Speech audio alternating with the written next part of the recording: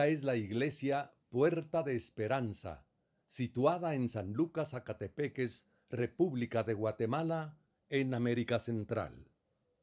Para la gloria de Dios, nuestra congregación fundamenta su fe en Jesucristo y en las Santas Escrituras.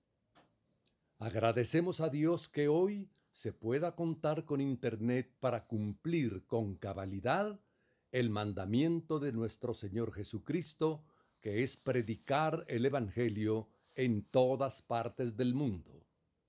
Con mucho agrado, ofrecemos hoy la prédica de nuestro pastor general, el licenciado Gustavo Adolfo Bonilla. Hoy vamos a continuar viendo el libro de Daniel.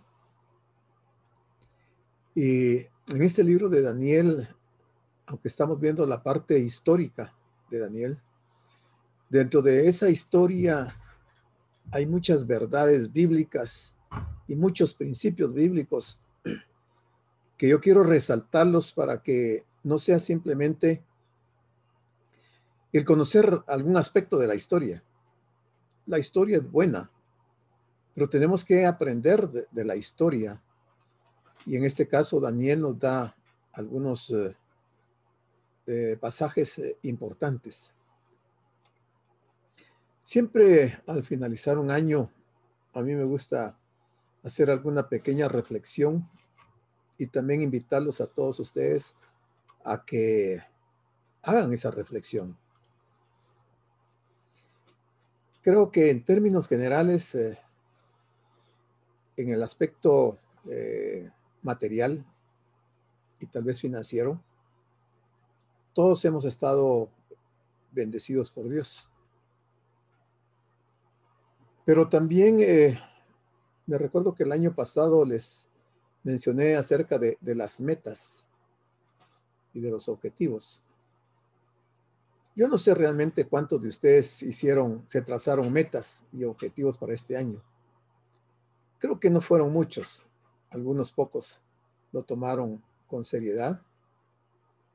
Y hoy que estamos llegando al final del año, creo que es bueno evaluar cómo nos fue con nuestras metas. Porque hablamos el año pasado que debían de ser metas que se pudieran medir, que se pudieran cuantificar, que fueran realistas, que no fuera algo que inalcanzable. Y en ese sentido, yo, si me pongo en los zapatos del profeta Daniel, podría como hacer una evaluación de cuáles fueron las metas de Daniel en aquel tiempo. Y podría mencionar, en primer lugar, que para Daniel la esclavitud de él y de sus amigos no fueron un obstáculo para serle fieles a Dios. Interesante. Todos sabemos que lo que Daniel pasó en esa esclavitud, él perdió su familia, perdió su libertad, que es algo tan preciado para el ser humano. Perdió la oportunidad de estar en el templo. Perdieron el templo. Se perdió la presencia de Dios en el templo. Sin embargo, Daniel se mantuvo firme. Tomó Daniel una actitud que es digna de que nosotros lo imitemos. Nosotros no estamos el día de hoy como estuvo Daniel en aquella época. Tenemos libertad, tenemos salud, tenemos trabajo, tenemos a nuestra familia.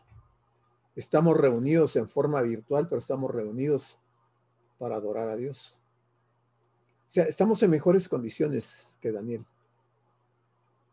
Entonces la pregunta sería, ¿nos hemos mantenido fieles a Dios? ¿Cómo ha sido nuestra fidelidad a Dios? En segundo punto, a Daniel y a sus amigos les tocó pasar por un acto humillante, que fue que los hayan castrado. Les quitaron algo de su personalidad que para un hombre es muy importante. Le privaron a Daniel el derecho a tener una familia, a tener sus hijos. Todo eso le tuvo que haber afectado a Daniel, además de estar esclavo. Pero eso no lo desanimó. Yo creo que si nosotros hubiéramos estado en el caso de Daniel, quizás hubiéramos renunciado, hubiéramos blasfemado el nombre de Dios, o no nos hubiéramos mantenido firmes. Pero Daniel y sus amigos se mantuvieron animados, fieles a Dios. En tercer lugar, el sistema del mundo de aquel tiempo o de aquel lugar donde Daniel estaba cautivo no pudo contaminarlo. Daniel, un hombre a una edad muy temprana, supo mantenerse bajo los aspectos que la ley de Dios le ordenaba. No se contaminó con el mundo. A pesar de que se le estaba obligando a hacer cosas que no eran de acuerdo a su cultura y a su religión, Daniel tomó la firme decisión y propuso en su corazón, porque es un hombre de propuestas, propuso en su corazón no contaminarse. Realmente es admirable. Y vimos la última vez que hablamos de Daniel, y vimos algunos pasajes bíblicos en donde eso representó para Daniel que Dios le diera el título de amigo de Dios. Y aún dijeron algunos de los otros profetas, que si en el mundo habría guerras o habría hambres o pestes o mortandad, y que si estuviera Daniel y Noé y Job, ellos mismos salvarían sus vidas, no pudiendo salvar la vida de sus familias por las características de estos hombres de Dios. A Dios le agrada que nosotros seamos personas definidas, que no seamos medias tintas, que tengamos convicciones, que actuemos de acuerdo a la palabra de Dios. Dios no quiere gente religiosa. Dios quiere gente convencida, cambiada, regenerada, nacida de nuevo. Y Daniel fue uno de ellos.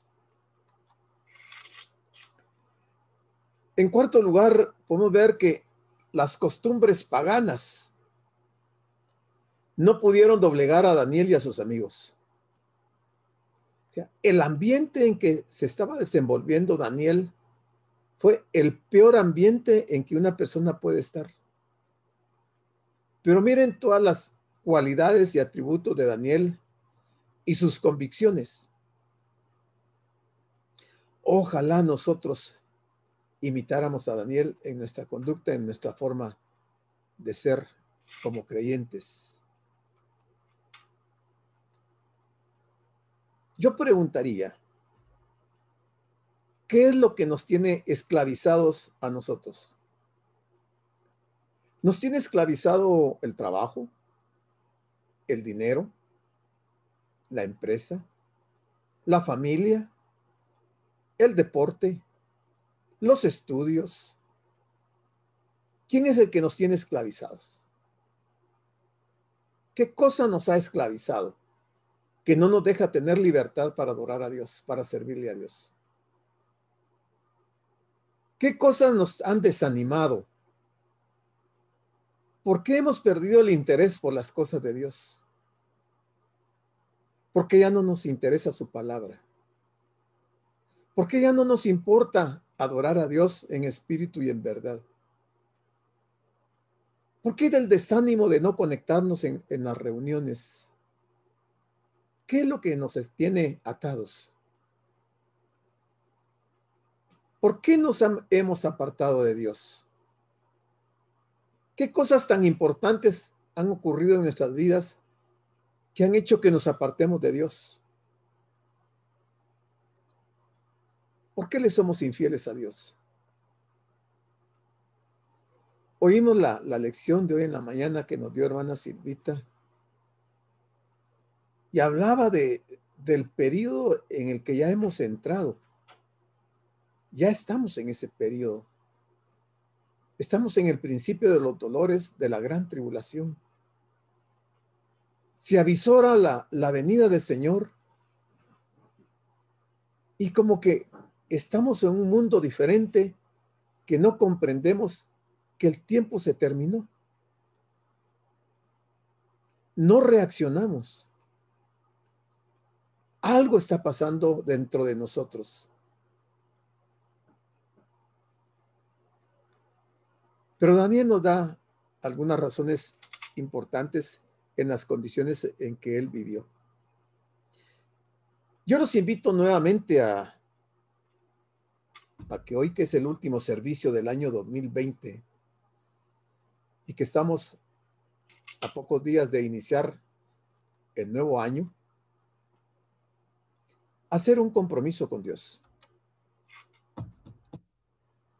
A trazarnos metas, a tener objetivos. Metas y objetivos que sean específicos.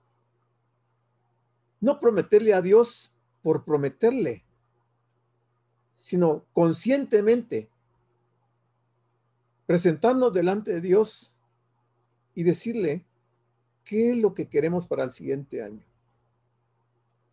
Que sean metas y objetivos que se puedan alcanzar. No prometamos a Dios algo que no es factible, que no es alcanzable, que tampoco se puede medir. Si regresamos al año 2020, a enero de 2020, y ahora que estamos en diciembre, el último mes, ya hemos medido, para aquellos que hicimos una meta, nos trazamos una meta, ya hemos medido cuánto de lo que le prometimos al Señor alcanzamos. ¿Cumpliríamos con un 10% de lo que prometimos de la meta? ¿O un 50%? ¿O un 90%? ¿O tal vez el 100%?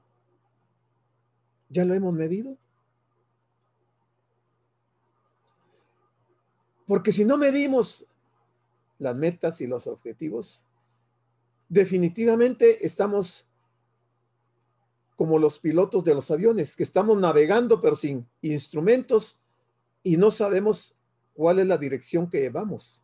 Estamos navegando, pero sin dirección.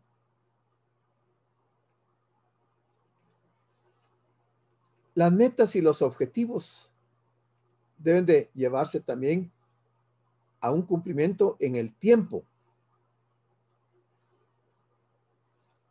Si ha pasado el primer mes y no avanzamos ni un 1%, si han pasado 5 meses y seguimos en la misma posición, creo que hemos perdido la brújula espiritual.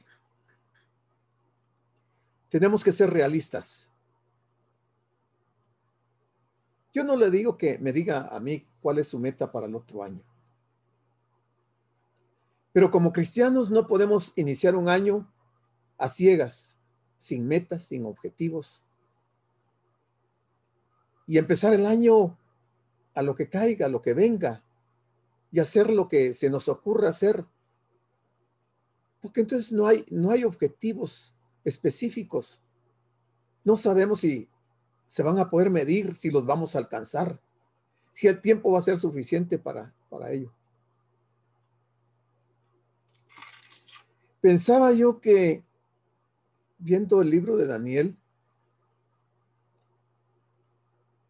que debemos de ser selectivos. A algunos no les gustará esa palabra y dirán que yo soy un carnal cuando hablo de ser selectivos. Pero fíjense que Daniel fue selectivo. Y les voy a decir por qué Daniel fue selectivo.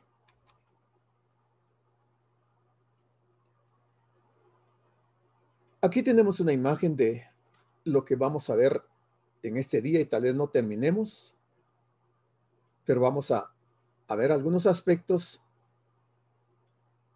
de lo que representó para Daniel esa terrible experiencia de ser amenazado de muerte, de ser descuartizado, cuando no había sido siquiera consultado con respecto al sueño del rey Nabucodonosor. Sin embargo, cuando Daniel y sus amigos se enteran de que van a ser descuartizados,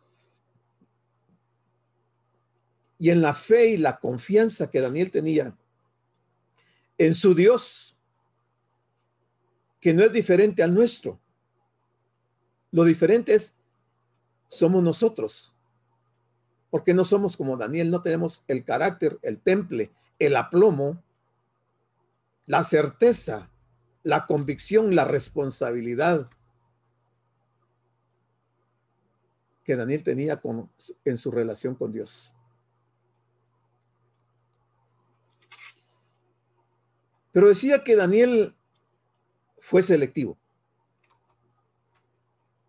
Y la razón por la que yo digo que Daniel fue selectivo es por lo que nos toca ver en el siguiente versículo que nos tocaba para el día de hoy. Estamos en el capítulo 2 y versículo 18. Daniel había pedido audiencia con el rey y le había pedido al rey que le diera un tiempo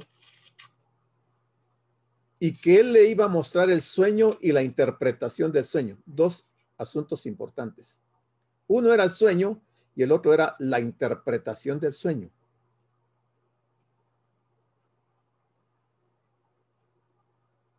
Y entonces Daniel, al salir de esa audiencia con el rey en el palacio, fue con sus amigos, sus compañeros.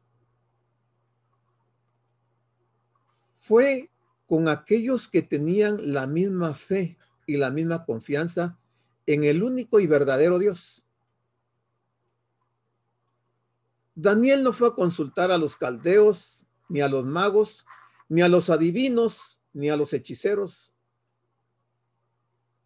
sino que fue a buscar a otros israelitas, a otros judíos igual que él, que sustentaban la misma fe y la misma confianza en el único Dios. Daniel era consciente de que la multitud de dioses de los paganos, de esa gente religiosa, que tenían un sinfín de dioses que nunca habían podido ayudarlos en absolutamente nada porque eran dioses que no existían. Daniel no fue con ellos a ver qué información le daban.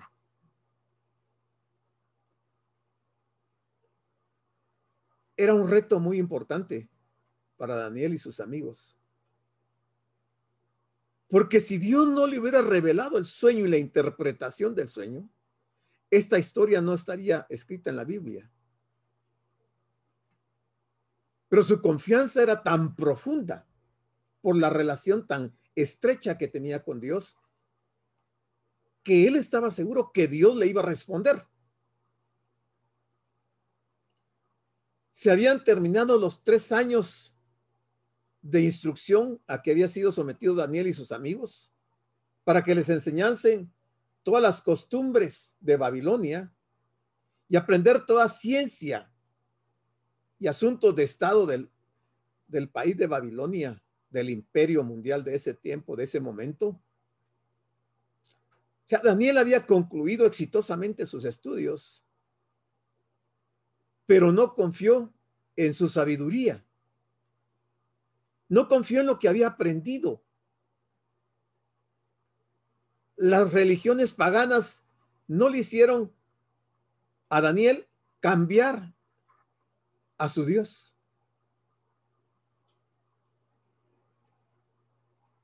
Y entonces él le pide a sus amigos que se arrodillaran y pidieran misericordias del Dios del cielo, para que pidiesen misericordias del Dios del cielo. Llama la atención que deje escrito aquí Daniel esta frase, Dios del cielo. ¿Por qué no el Dios de Israel? ¿No era Jehová el Dios de Israel? ¿Por qué tiene que mencionar el Dios del cielo? Si siempre Jehová había sido el Dios de Israel.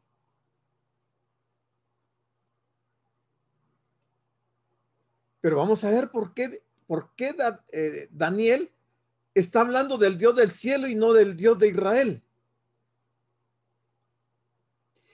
Y le dice a los amigos que pidan esas misericordias sobre este misterio del sueño del rey Nabucodonosor, porque era un misterio. Y estaban pidiendo las misericordias del Dios del cielo a fin de que Daniel y sus compañeros no pereciesen con los otros sabios de Babilonia. ¿Tenía Daniel miedo a la muerte? No. ¿Temía Daniel al rey Nabucodonosor? No. Daniel y sus amigos no estaban igual que los caldeos, que los magos, que los hechiceros, que estaban temblando. Estaban asustadísimos sabiendo que pronto los iban a descuartizar a ellos y a su familia y lo perderían todo. Daniel reposaba en que el Dios del cielo de él le iba a contestar la oración. No se amedrentó. Él no fue temeroso delante de rey Nabucodonosor a pedirle el tiempo.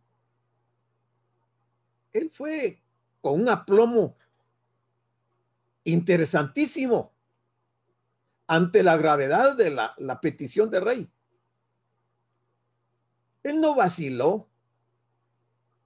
Él no puso en tela de duda que Dios le iba a ayudar. Les iba a ayudar a ellos. Pero decía que fue selectivo porque no fue con la gente del mundo. Fue con aquellos que eran afines y mantenían la misma fe en el único Dios. Aquí cabría la pregunta, ¿quiénes son nuestros amigos? ¿En quién estamos confiando? ¿En las amistades que tenemos? ¿En nuestros conocimientos? ¿En nuestro dinero? ¿Estamos confiando en nosotros mismos? ¿En quién confiamos? La actitud de Daniel nos muestra un maravilloso ejemplo de la unidad espiritual. Esa unidad espiritual existente entre aquellos 4 jóvenes, Daniel y sus 3 amigos. Ellos sí tenían una unidad espiritual.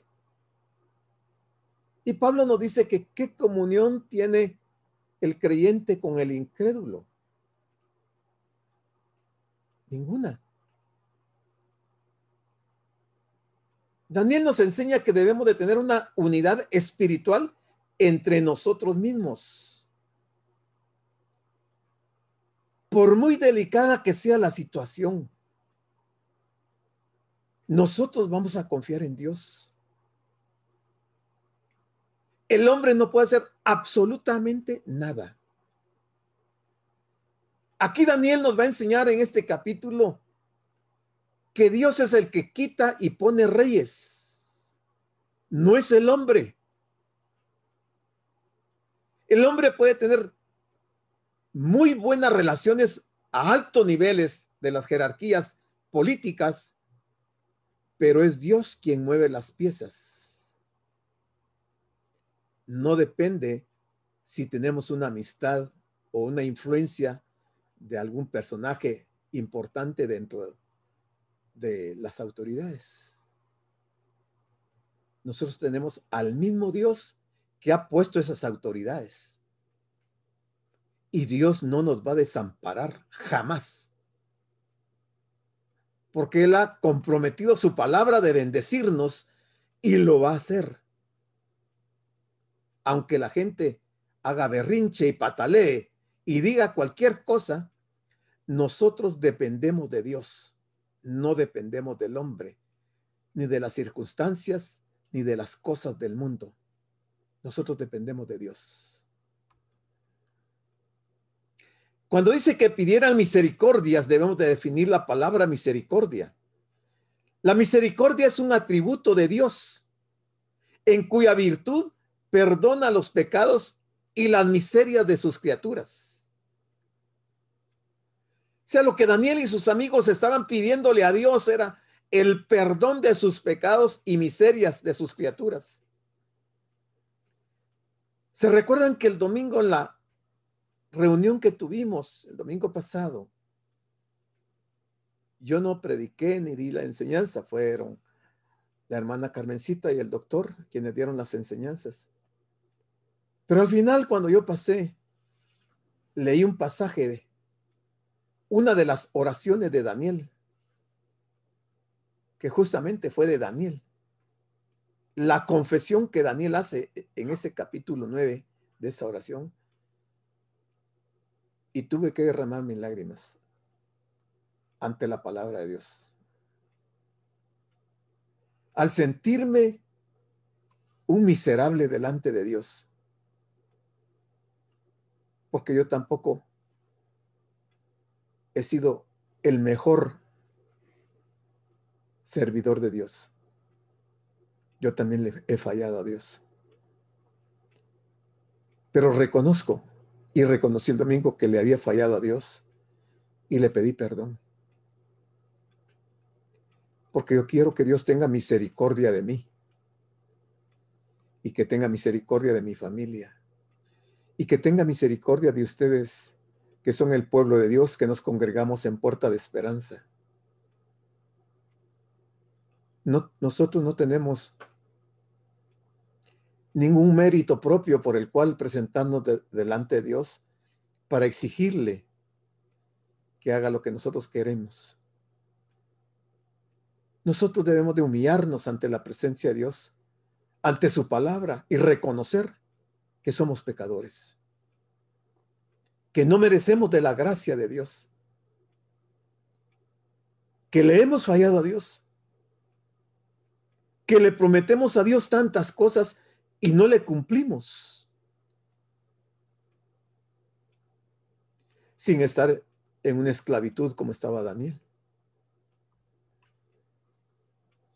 Si vemos la frase que dice para que pidieran las misericordias del Dios del cielo, aquí vamos a aclarar por qué Daniel habla del Dios del cielo y no del Dios de Israel. Esta fue una expresión que uno encuentra en los libros del cautiverio, incluyendo a Esdras, a Nehemías, que lo vimos el domingo pasado, el doctor nos explicó con lujo de detalles el tema que nos impartió. Y también aparece en Daniel esta expresión de para pedir las misericordias del Dios del cielo.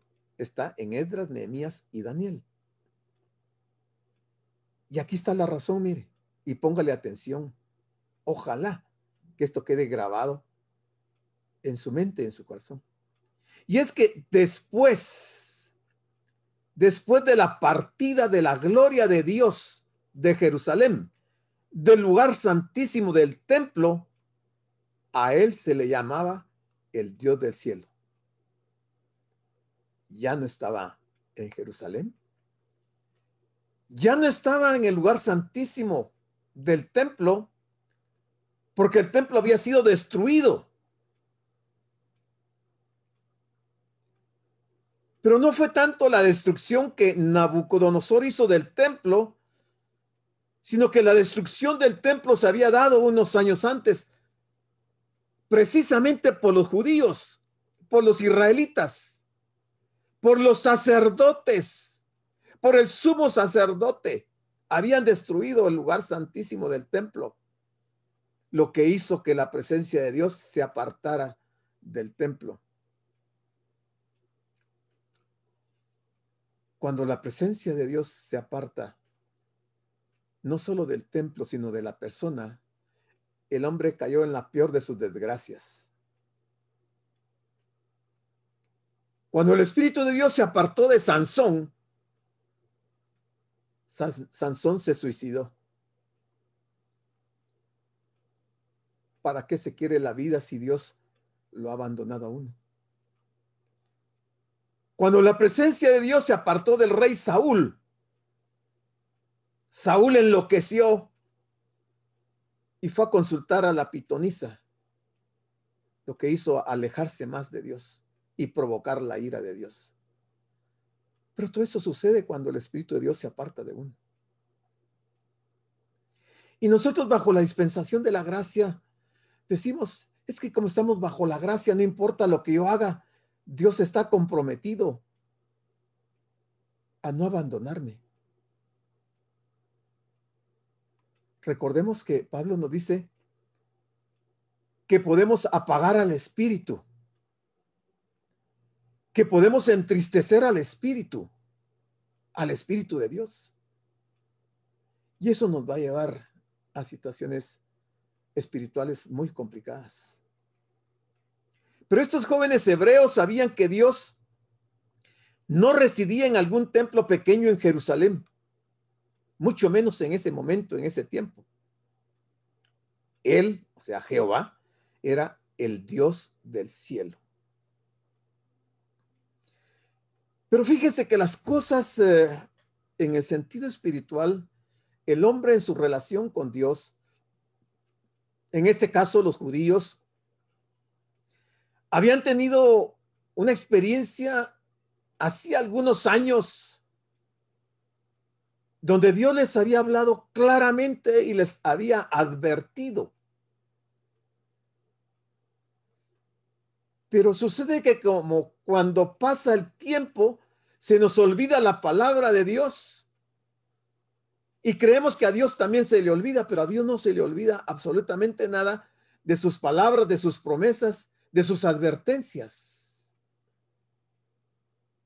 Por eso es que es importante estar constantemente leyendo la palabra de Dios, porque a nosotros se nos olvida la palabra de Dios. Aquí está la advertencia de Dios de que iba a abandonar el templo si ocurría esto.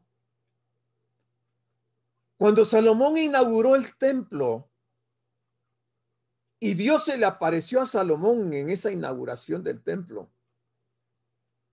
Dios le habló claramente a Salomón y le dijo en 2 Crónicas 7:19, mas si vosotros os volviereis y dejareis mis estatutos y mandamientos que he puesto delante de vosotros, y fuereis y sirviereis a dioses ajenos y los adorareis, yo os arrancaré de mi tierra que os he dado, y esta casa que he santificado a mi nombre, yo la arrojaré de mi presencia y la pondré por burla y escarnio de todos los pueblos.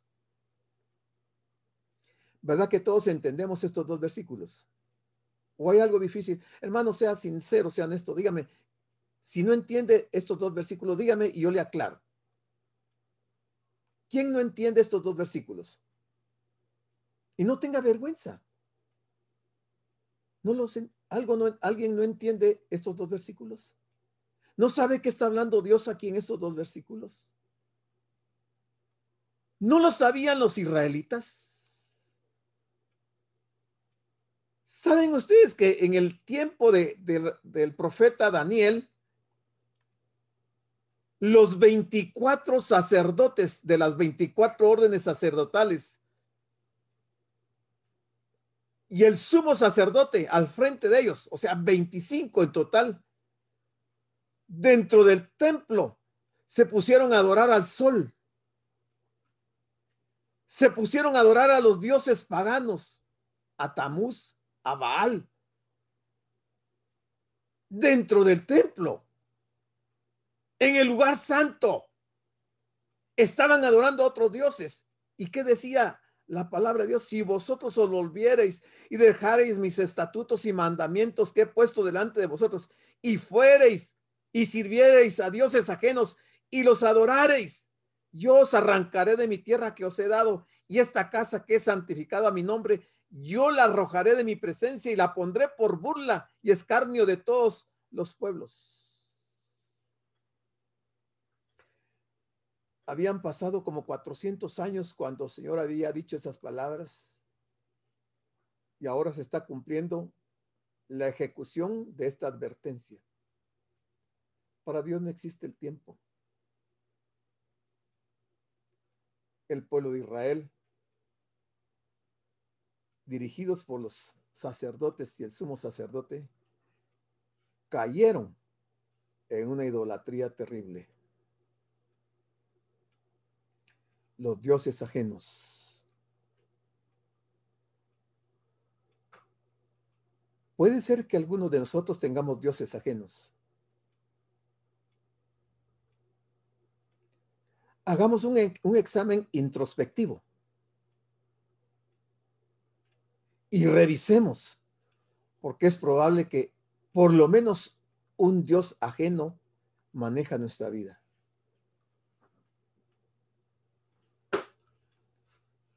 Y nos va a ocurrir y se va a cumplir la advertencia de Dios de abandonar el templo.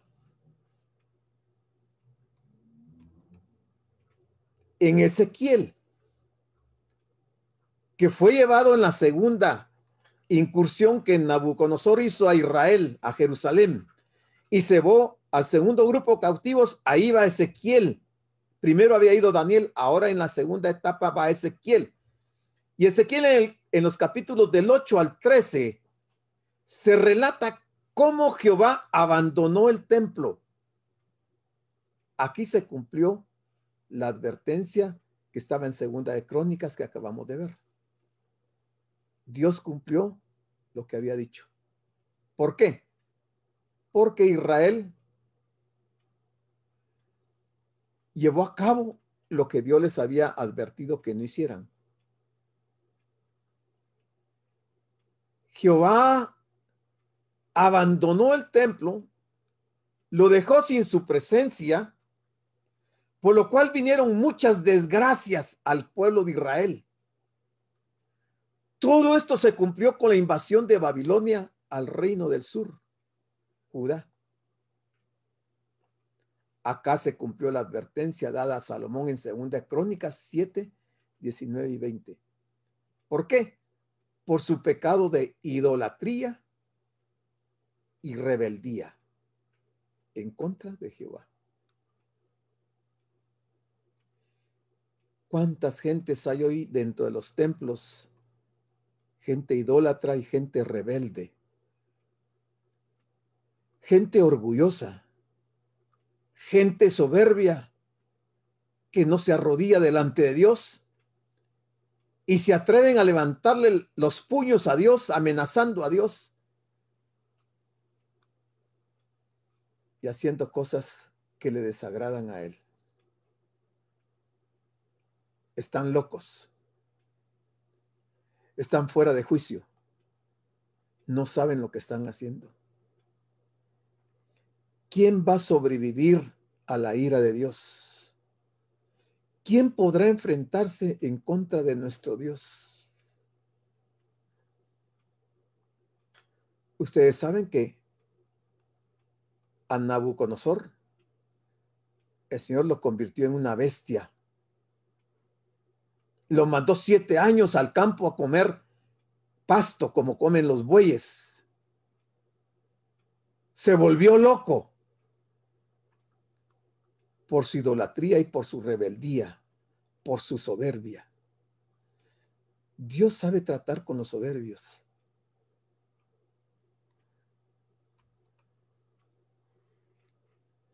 Cuando habla también de que pidieran misericordias, esta frase revela la base de sus oraciones. Las oraciones en este caso de Daniel y de sus 3 amigos. Pero mire esto, qué interesante. Y aunque usted no lo quiera creer, y aunque usted lo rechace, el hecho que lo rechacemos no implica que Dios no lo haga. Dios no responde a las oraciones a causa del valor, del esfuerzo, del carácter o de las obras de las personas que están orando. No lo hace sobre esa base. Toda oración debe apoyarse en su misericordia. ¿Se entiende, hermanos, esto? Sí se entiende.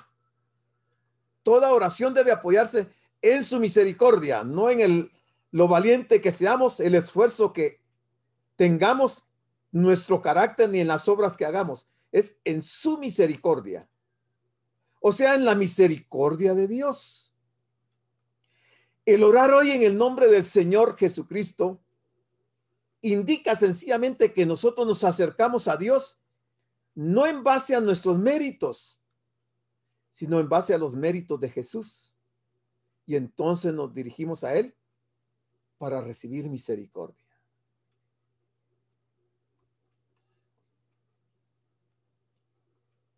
¿Qué hizo Dios ante la oración de Daniel y de sus amigos cuando están pidiendo misericordias? ¿Respondió Dios a las oraciones de ellos? Bueno, veamos la historia. Y Daniel no la cuenta.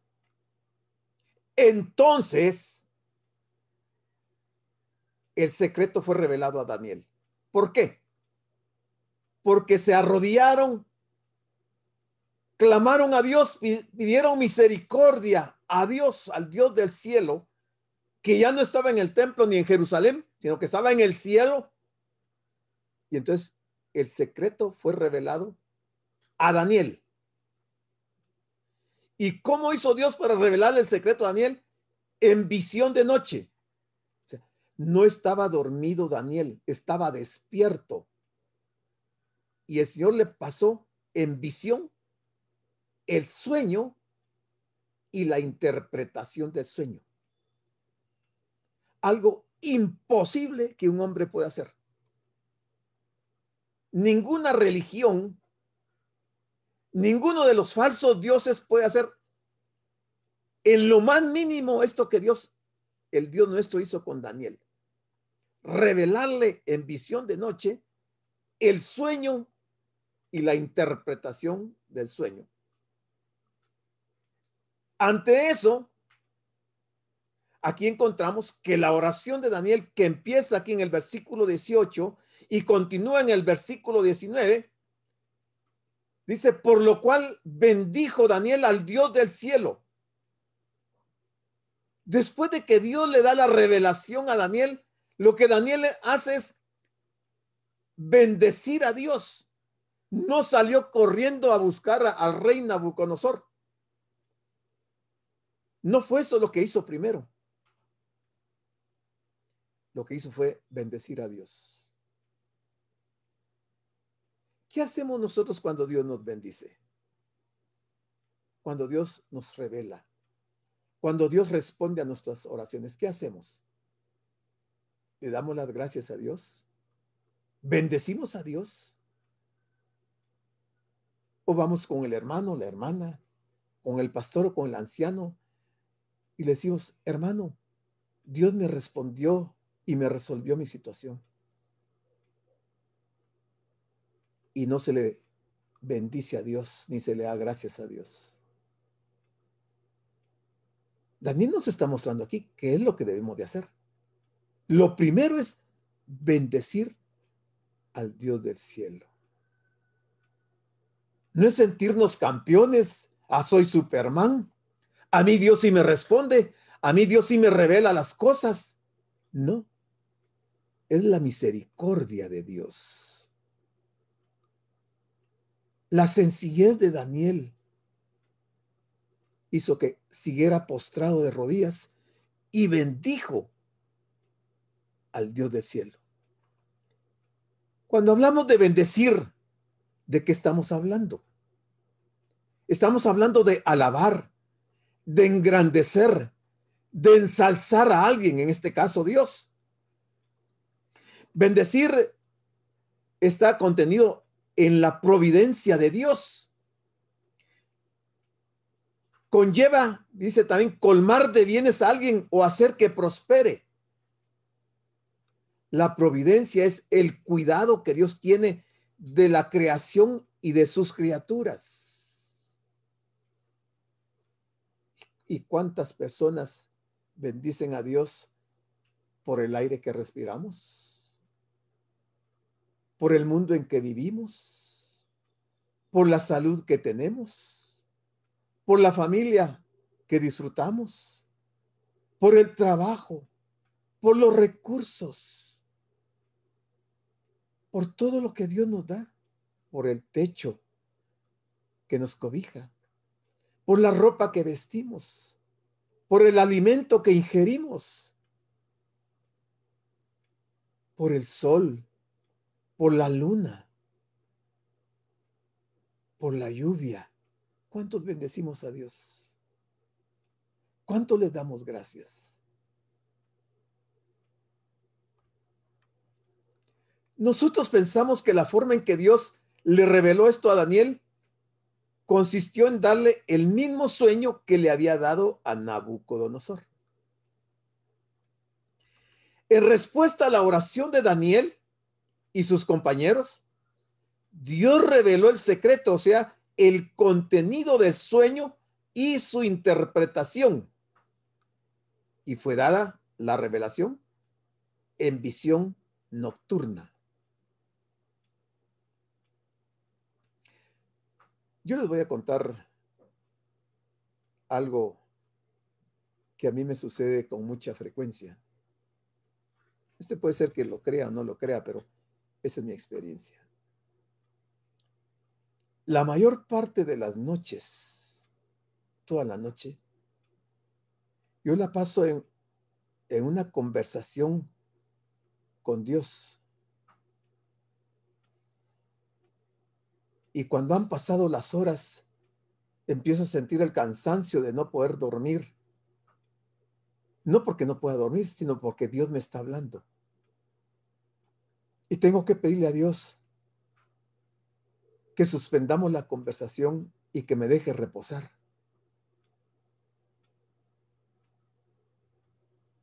Y más tardo yo en pedirle eso al Señor, que el Señor me siga hablando. Y me sigue diciendo cosas. Y me sigue recordando la palabra. Y me sigue hablando de sus promesas. Y me da los mensajes. Y me da tantas cosas. Ustedes no lo saben y tampoco es jactancioso que yo les diga esto y no es para que ustedes me lo agradezcan a mí. Pero en esos momentos yo intercedo por la iglesia, por todos ustedes, por sus familias. Y no solo por Iglesia Puerta Esperanza. Yo le pido a Dios por toda la iglesia alrededor del mundo. Le pido por todos sus siervos, por todos aquellos hombres y mujeres que andan en países extraños predicando el evangelio. Le pido a Dios que tenga cuidado de ellos, que les provea de su alimento, que les preserve la vida. Y hermanos, la noche no me alcanza.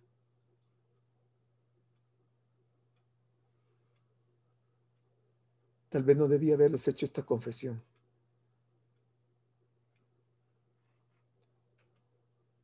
Pero en la noche, el Señor le habla a uno. Yo creo que ustedes han tenido esa experiencia también, que Dios les ha hablado de noche. Y les ha hablado casi audiblemente. Y qué delicia, qué satisfacción Qué momentos tan gratos cuando Dios le está hablando a uno.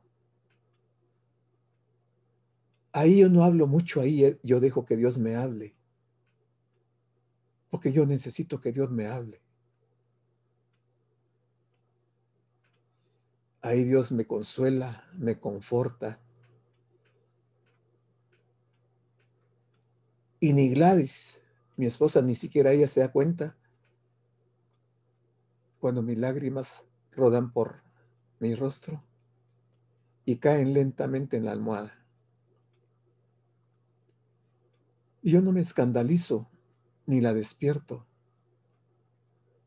porque yo estoy en una relación muy íntima con el Señor y estoy sintiendo su presencia. ¿Qué más le puedo yo pedir a Dios?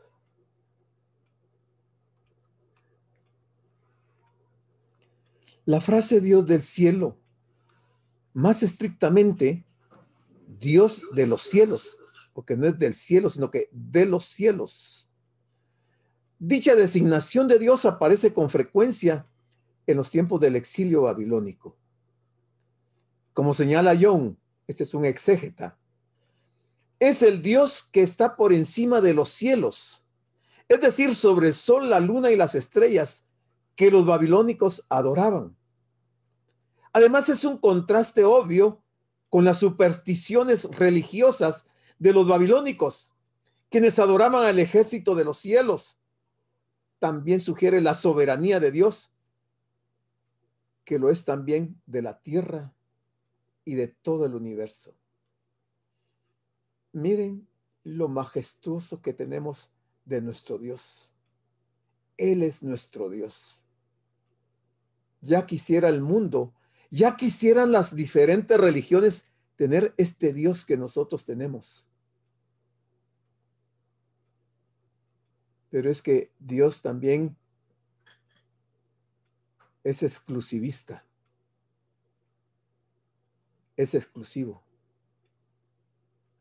Y a nosotros que nos ha adoptado para ser sus hijos, se manifiesta de esta manera.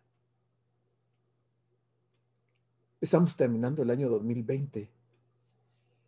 Y aunque, como mencionaba al principio, con muchas dificultades de este año, sobre todo la misericordia de Dios ha sido con nosotros. En ningún momento nos abandonó. En ningún momento nos va a abandonar. Él cumplirá su promesa. Él cumplirá sus propósitos en nosotros. Pero quizás algunos de nosotros nos meta al horno. Pero no es para destruirnos, no es para matarnos, sino que es para refinarnos y para que veamos su mano poderosa y contemplemos su poder y veamos que los propósitos que Él se ha trazado los va a cumplir y los está cumpliendo en nuestras vidas. Dios nunca te va a abandonar, hermano. Nunca, jamás el Dios nuestro te va a abandonar y te va a dejar solo. Confiemos solamente en Dios, que cuando llegue su tiempo, la bendición será una realidad en tu vida. Él ya empezó a bendecirte. Dios tiene cuidado de tu vida. Dios conoce tus lágrimas, Dios conoce tu dolor, Dios conoce tu sufrimiento. Dios sabe por lo que estás pasando.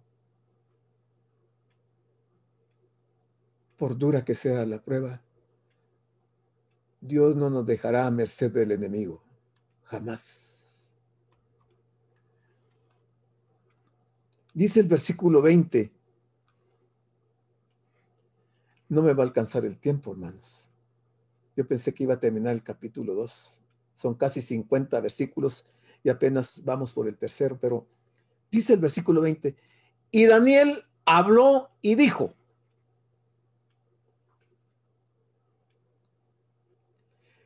en el 19 dice que Daniel bendijo al Dios del cielo. En el 18 ellos pidieron misericordia de Dios. Ahora, ¿por qué en el 20 dice, y Daniel habló? ¿A quién le habló Daniel? ¿A sus amigos? Le habló al rey Nabucodonosor. Le habló a Arioc, el capitán de la guardia. Le habló a los caldeos, a los magos, a los sabios de Babilonia. ¿A quién le habló?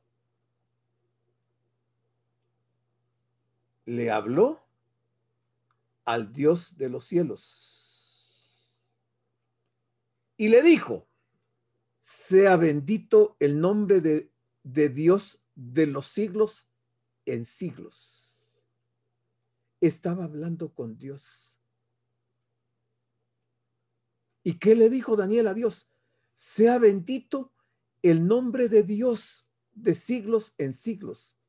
En otras palabras está diciendo, sea bendito el Dios eterno. El Dios que nunca deja de ser Dios. El Dios que no envejece. El Dios que no se retracta de sus promesas. Sea bendito.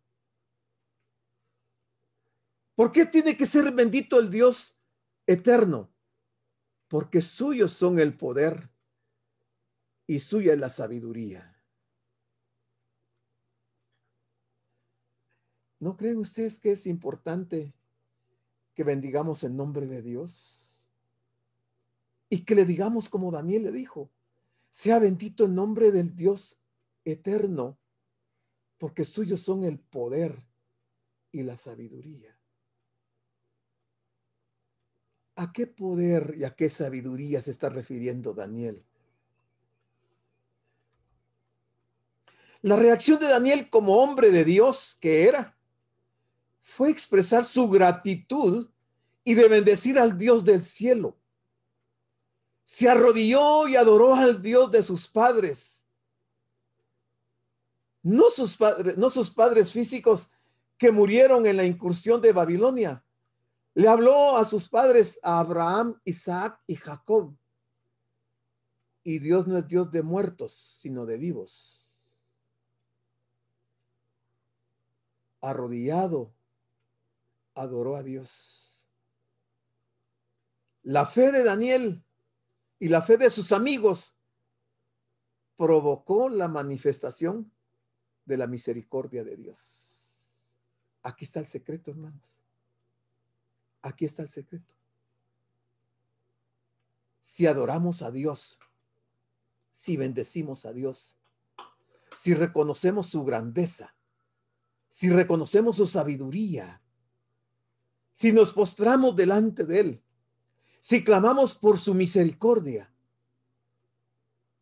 Dios nos va a responder. Y aquí tenemos, ya lo había mencionado, una de las varias oraciones registradas de Daniel. Esta es una oración la que estamos viendo, el capítulo 2. Recordemos que en nuestra introducción a este libro dijimos, entre otras cosas, que Daniel era, y recordémoslo, por eso pongo aquí, recordemos, ¿quién era Daniel? Era un hombre de propósito y convicciones. ¿Por qué? Porque Daniel había propuesto no contaminarse con el mundo.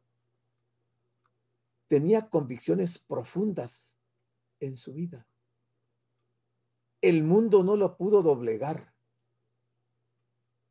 Él no le dio espacio a las costumbres paganas. En ningún momento Daniel dobló sus rodillas delante de los dioses ajenos, ni siquiera delante de la estatua de Nabucodonosor. No le importó ser sacrificado, pero él pensaba solamente en su fidelidad a Dios. Le ofrecieron honores, le ofrecieron grandezas, le ofrecieron las mejores posiciones del reino y todo eso tampoco lo doblegó y no se postró delante de eso. A Daniel no le importaba nada de eso. A Daniel le importaba su relación con Dios.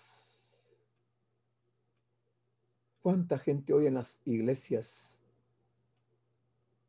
por un miserable salario,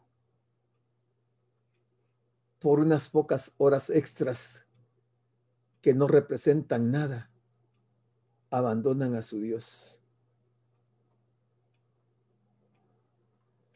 Por unas algarrobas se vende la primogenitura. No hemos aprendido a valorar los valores eternos.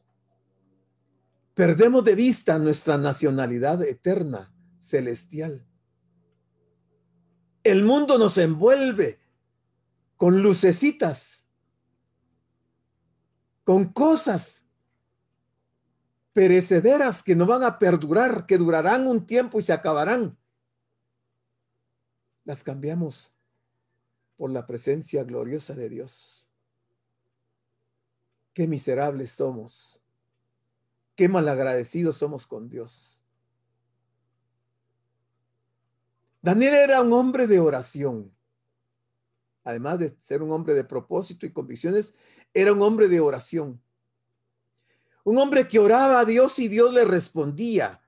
Cosas difíciles, cosas trascendentales, cosas que se proyectaban al futuro hasta nuestros tiempos.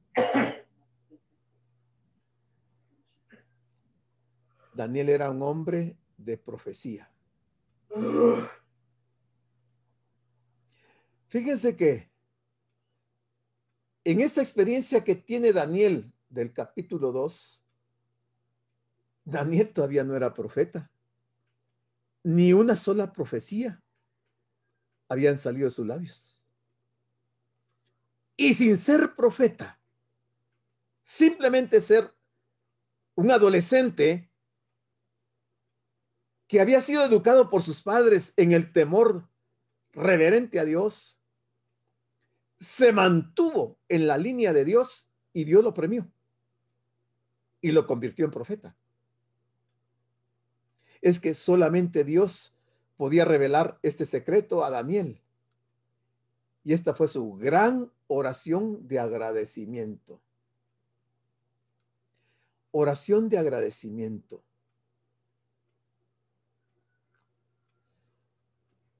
Habían en la época de Israel, en aquel tiempo, sacrificios de gratitud a Dios. Pero también hay oraciones, habían oraciones de agradecimiento. ¿Cuántas cosas Dios nos ha dado y no le hemos agradecido? Las miramos como normales, naturales, como consecuencia de nuestras capacidades, de nuestros éxitos, de nuestro grado académico. Y no reconocemos que lo que tenemos, lo que somos, es porque Dios nos lo ha dado. Por lo cual tenemos que darle gracias a Dios. Hoy que estamos terminando el año 2020, es oportuno para que le demos gracias a Dios. Aunque sea en el último mes del año 2020, démosle gracias a Dios. Si te ha tocado sufrir, dale gracias a Dios. Si te ha tocado pasar por el valle de sombra de muerte, dale gracias a Dios. Si estás pasando por una escasez económica, dale gracias a Dios. Si estás pasando por problemas de salud, dale gracias a Dios. Si tu esposo o tu esposa te ha abandonado, dale gracias a Dios. Si tus hijos se han rebelado contra ti, dale gracias a Dios. Démosle gracias a Dios. Dios tiene el control de todas las cosas. Nada ni nadie debe afectar nuestra relación con Dios. Por difícil que sea el problema, por dura que sea la situación,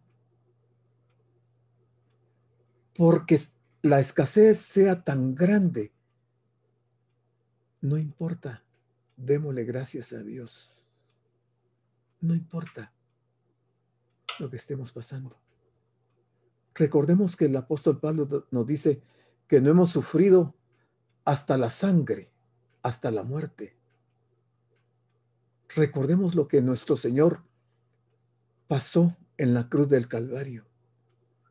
Recordemos su sufrimiento, cómo fue despedazado por el látigo de los romanos. Le destruyeron sus espaldas. Le pusieron la corona de espinas. Le golpearon en su rostro, lo abofetearon. Le rompieron su nariz, sus labios. Lo hicieron desangrar. Le pusieron la cruz a cuestas. Lo clavaron en la cruz. Traspasaron su costado con una lanza. Lo injuriaron, lo blasfemaron, lo acusaron de ser Belcebú. Lo humillaron, lo escupieron. Dijeron toda clase de mal contra él. ¿Y por qué razón? Por ti y por mí. Por su grande amor. Para que nosotros hoy tuviéramos lo que tenemos. No hemos sufrido lo que él sufrió. Nuestro sufrimiento no se puede comparar al de él. Y su amor tan grande que voluntariamente dio su vida en la cruz del Calvario. Y hoy puedes tener la seguridad de que el Hijo de Dios está contigo. Y conoce tu condición, conoce tu situación. Y está dispuesto a consolarte, a confortarte, a darte paz en tu corazón. Quizás algunos perdieron unos seres queridos en este año, pero era el propósito de Dios, era la voluntad de Él. Démosle gracias a Dios. Nos vamos a quedar en el versículo 20 porque ya son las 12 menos 5 y llevo exactamente 1 hora con 8 minutos. Así es, hermanos, que vamos a terminar acá. Lamento no haber podido avanzar tanto, pero el año 2021 terminaremos el capítulo número 2. Hoy solo 3 versículos nos dio tiempo de reflexionar en ellos.